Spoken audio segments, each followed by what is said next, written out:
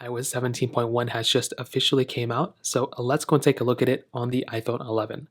Now, I did just go ahead and install this update. In the beta standpoint, I guess I didn't screenshot how big it was coming from the previous generation of software, but I will definitely tell you, coming from iOS 17.0.3, it was a it was a good sized update. It's probably not going to be as big as it was for me, but it's probably going to be around like a gigabyte or two. So make sure you have that much storage saved on your device.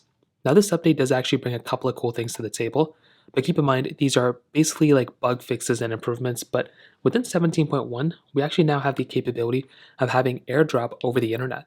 So if we're airdropping a file to somebody else, you can now actually go ahead and essentially airdrop files and videos or whatever else you need to do over the internet, which is honestly a very cool thing. So if you go out of range and there's no Wi-Fi or whatever, as long as they're in your contact, or even if they're not in your contact, you can continue airdropping that file out of range over the internet, which is amazing. Now, standby mode got some improvements specifically for the 14 and 15 Pro. I'm not too sure when they're going to start bringing some cooler improvements for standby on some of these like older iPhones, but there should be. Hopefully, there are some new improvements within standby. It's tough to tell as of right now. We just downloaded it. Apple Music got some newer improvements as well.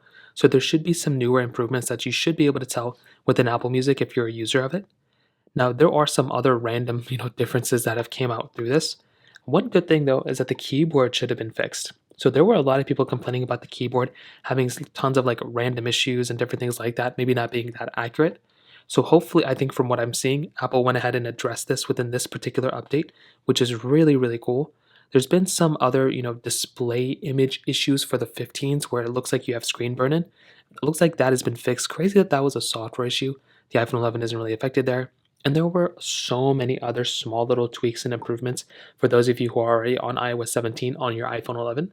So what I'll tell you is that if you have an iPhone 11 and you're on iOS 17, I would highly recommend installing this update. It's super important. It really doesn't make sense to rock an older version of iOS 17 at this point if there's already newer ones out. So I would recommend just going through, installing this version of iOS 17, and then pretty much moving on with your life. I think that's honestly probably the smartest thing you can do as at this point. So that pretty much covers it up there. If you have any other thoughts or questions, let me know in the comment section below. Hit the like button, that will mean so much, but definitely hit that subscribe button. More importantly than everything else, I love every single one of you guys. Hopefully I'll catch you guys in the next video. Peace out till then.